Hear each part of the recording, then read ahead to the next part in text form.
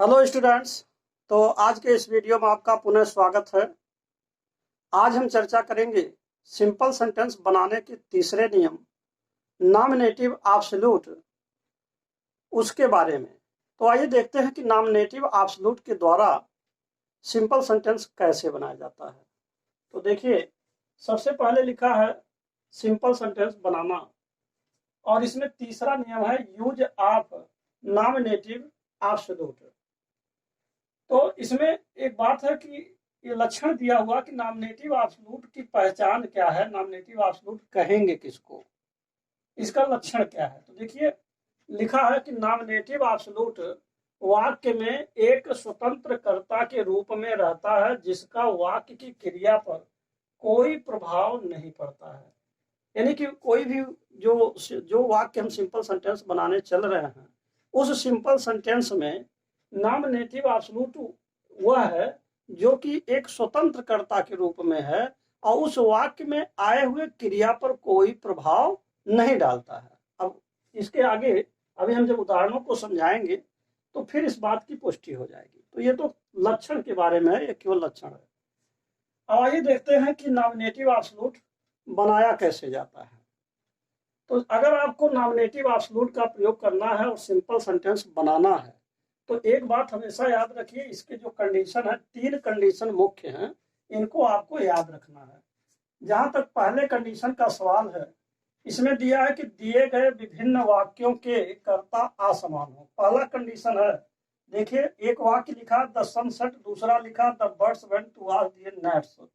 तो यहाँ पर जो पहला वाक्य है इसमें द सन जो आया है एक सब्जेक्ट है और दूसरे वाक्य में द बर्ड्स आया है, ये दूसरा सब्जेक्ट है।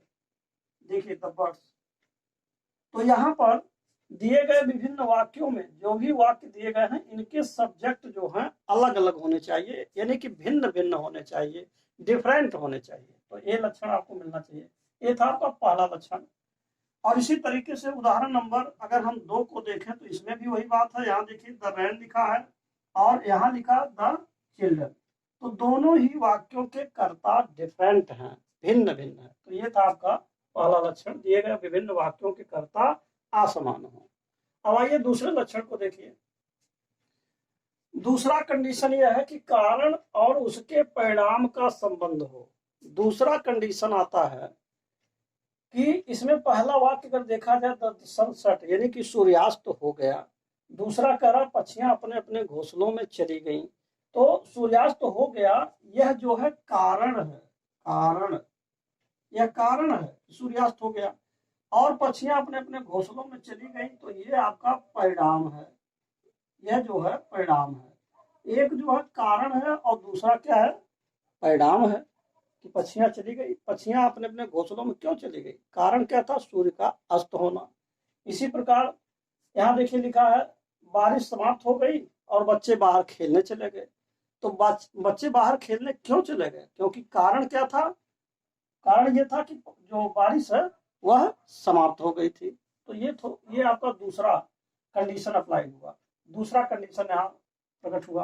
अब आप तीसरे कंडीशन को समझिए। तीसरा कंडीशन यह है कि एक कार्य पूर्ण रूप से समाप्त हो गया हो और इसके पश्चात दूसरा कार्य शुरू हुआ हो। अब जैसे मान लीजिए यहाँ कहा जा रहा है 10 सूर्यास्त हो गया और पक्षियां अपने अपने घोंसलों में चली गई, यानी कि सूर्यास्त हो गया, इसके बाद ही यानी एक कार्य पूर्ण रूप से समाप्त हो गया। कहने का सेंस यह है कि अगर सूर्यास्त ना हुआ होता तो शायद पक्षियां अपने अपने घोंसलों में नहीं जाती। तो सूर्यास्त हो गया, यह एक कार्य पूर्ण रूप से समाप्त हो गया, इसके बाद दूसरा कार्य शुरू हुआ। तो ये तीन लक्षण अगर आपको वाक्यों में दिखते हैं तो आप नॉमिनेटिव एब्सोल्यूट के द्वारा सिंपल सेंटेंस बना सकते हैं। हालांकि इनमें से अगर ये दो कारण ना भी क्लियर हो, दूसरा नंबर और तीसरे नंबर का कारण अगर ना भी क्लियर हो, तो कम से कम एक लक्षण तो आपको मालूम ही होना चाहिए कि दिए गए विभिन्न वाक्यों में से कर्ता डिफरेंट हो। बात यह है कि इससे पहले के वीडियोज में आपने यूज ऑफ इन्फिनेटिव के बारे में पढ़ा, फिर यूज ऑफ पार्टिसिपल के बारे में पढ़ा। तो उसमें यह बताया गया था कि दिए गए वाक्यों के कर्ता समान हो। लेकिन यहाँ पर जब आप नॉमिनेटिव एब्सोल्यूट पढ़ रहे हैं तो इसमें एक बात ये समझाई जा रही है कि दिए गए विभिन्न वाक्यों के कर्ता असमान हो, यही सबसे महत्वपूर्ण कंडीशन है। तो अगर असमान होंगे तो अब हम इनको नॉमिनेटिव एब्सोल्यूट बना सकते हैं। अब आइए देखते हैं कि नॉमिनेटिव एब्सोल्यूट बनाते कैसे हैं। अब इसके बारे में नियम समझिए। तो नियम कह रहा है कि पहले वाक्य में आए हुए कर्ता को नॉमिनेटिव एब्सोल्यूट बना देते हैं। देखिए पहला वाक्य है द सनसेट, तो इसमें जो पहला वाक्य द सनसेट आया है, इसमें जो सब्जेक्ट है द सन है, यही सब्जेक्ट है। इसी को आप जो है ऐसे उतार देंगे, द सन उतार देंगे, यही बन गया आपका नॉमिनेटिव एब्सोल्यूट। इसी को हम कहेंगे नॉमिनेटिव एब्सोल्यूट, इसी को हम कहेंगे। कहने का मतलब यह है इसको हम स्वतंत्र रूप से ऐसे ही लिख देंगे। जो भी सब्जेक्ट यानी पहले वाक्य का सब्जेक्ट होगा उसको आप पहले ही ऐसे उतार देंगे, वही हो जाएगा स्वतंत्र सब्जेक्ट यानी स्वतंत्र कर्ता। अब इसके बाद कह रहा है कि और उसकी क्रिया को परफेक्ट पार्टिसिपल यानी हैविंग प्लस वर्ब की थर्ड फॉर्म का प्रयोग करके कामा लगाते हैं। अब देखिए जो इसमें क्रिया सेट है, अब इसको चेंज करेंगे तो इसको परफेक्ट पार्टिसिपल यानी कि हैविंग प्लस वर्ब की थर्ड फॉर्म में बदलेंगे। हैविंग प्लस वर्ब की थर्ड फॉर्म, देखिए हैविंग प्लस वर्ब की थर्ड फॉर्म जिसको परफेक्ट पार्टिसिपल कहा जाता है। अब यहाँ एक पॉइंट और भी आप समझ सकते हैं।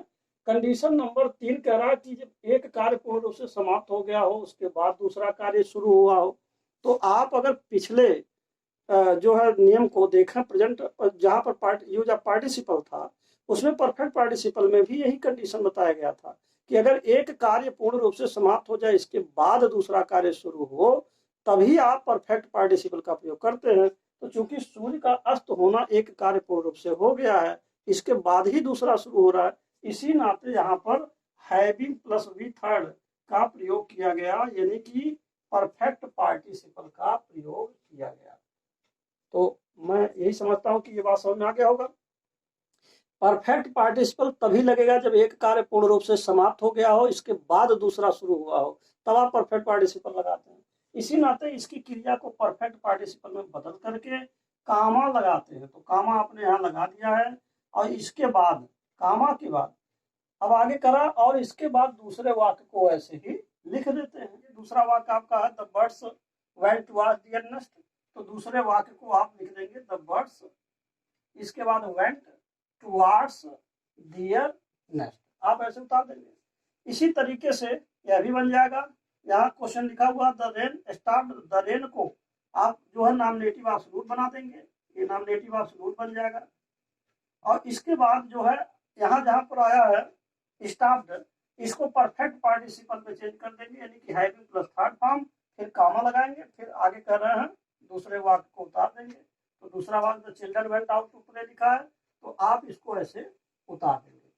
तो इस तरीके से आपका सिंपल सेंटेंस बनाने के लिए तीसरा नियम जो नॉमिनेटिव एब्सोल्यूट है यूज किया जाता है। एक पॉइंट और भी है यहाँ समझना कि जैसे पुनः हम एक बार लक्षण के बारे में आपको समझाते हैं। देखिए जैसे लक्षण में लिखा है कि नॉमिनेटिव एब्सोल्यूट वाक्य में एक स्वतंत्र कर्ता के रूप में रहता है जिसका वाक्य की क्रिया पर कोई प्रभाव नहीं पड़ता। आप देखिए कैसे यहाँ लिखा द सन हैविंग सेट, तो अगर यह वाक्य मान लीजिए बनाया गया the sun having set the birds went towards their nest, तो इस वाक्य में जो नॉमिनेटिव एब्सोल्यूट द सन है, अब इसी बात को ध्यान दीजिए, इसका इस वाक्य में आए हुए क्रिया जो वेंट है इस पर कोई भी प्रभाव नहीं पड़ रहा। कैसे?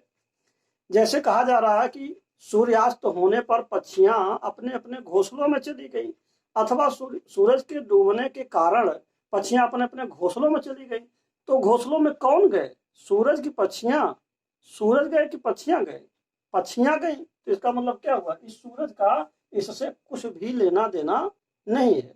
तो इसी तरीके से यही बात कहा जा रहा है कि जिसका वाक्य की क्रिया पर कोई प्रभाव नहीं पड़ता, तो इस सन का इसके वेंट पर कोई प्रभाव नहीं पड़ता। बस यही इतनी बात है। तो नॉमिनेटिव एब्सोल्यूट वो है जो वाक्य में स्वतंत्र कर्ता के रूप में आता है।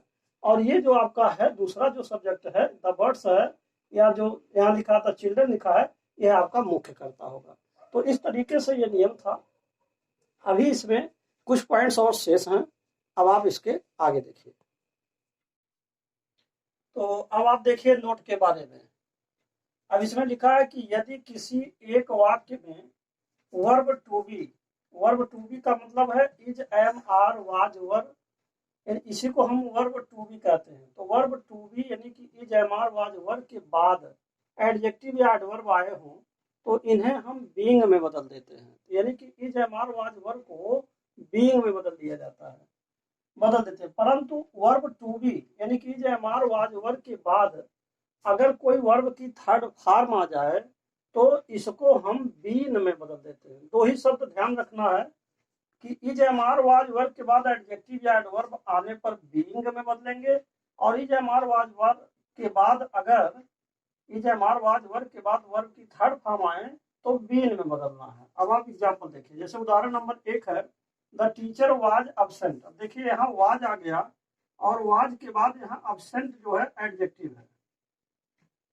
तो अब इसके आने के कारण हमने इसको जो बदला, अब देखिए द टीचर यहाँ है, द स्टूडेंट्स यहाँ है, दिए गए वाक्यों के कर्ता असमान है, इसमें पहला नियम लग रहा है।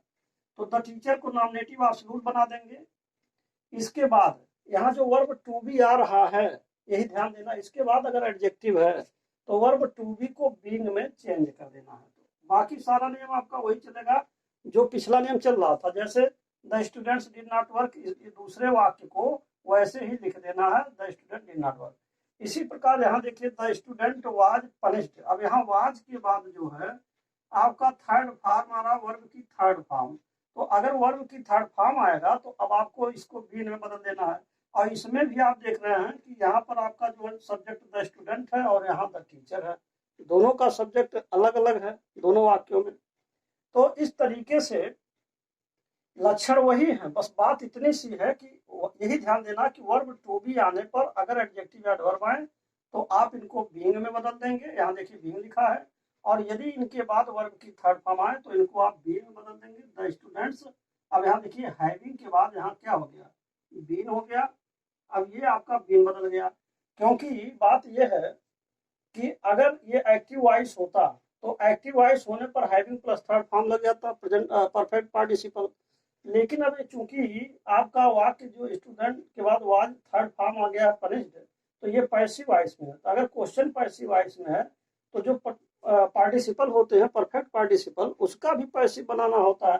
तो इतना having plus been plus verb की थर्ड फॉर्म, ये तीनों मिला करके आपका ये बन गया परफेक्ट पार्टिसिपल का पैसिव वॉइस। बस इतनी सी बात है। क्वेश्चन जब पैसिव वॉइस में था तो आपने आंसर भी पैसिव वॉइस में लिख दिया। अब इसका हिंदी में क्या अर्थ आएगा इसको भी समझ लीजिए। तो जैसे मान लीजिए यहाँ लिखा था teacher was absent, the student did not work, और यहाँ लिखा था teacher being absent, the student did not work. यानी कि अध्यापक अनुपस्थित थे और विद्यार्थियों ने काम नहीं किया। इसका मतलब क्या हुआ कि अध्यापक की अनुपस्थिति होने के कारण विद्यार्थियों ने काम नहीं किया, या अध्यापक के अनुपस्थित होने पर विद्यार्थियों ने काम नहीं किया। इसी प्रकार दूसरा उदाहरण होगा द स्टूडेंट वाज पनिश्ड, यानी कि विद्यार्थी को दंड दिया गया, द टीचर फेल्ट सॉरी, और अध्यापक दुखी महसूस किया।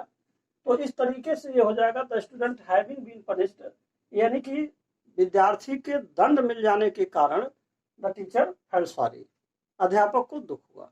तो इस तरीके से ये आपका नॉमिनेटिव एब्सोल्यूट का रूल अब यहीं पर समाप्त होता है। और मैं यही आशा करता हूं कि आपको यह नियम अवश्य समझ में आ गया होगा। तो अब अंत में मैं आपसे यही कहूंगा कि यदि आप मेरे चैनल पर पहली बार हैं तो कृपया मेरे चैनल को सब्सक्राइब अवश्य कर दें, साथ ही साथ बेल आइकन भी प्रेस कर दें, जिससे कि जो भी नए नए वीडियोज मैं बना रहा हूं उसका नोटिफिकेशन आप तक पहले पहुंच सके और आप उसका समुचित लाभ भी उठा सकें। And finally thanks for watching this video.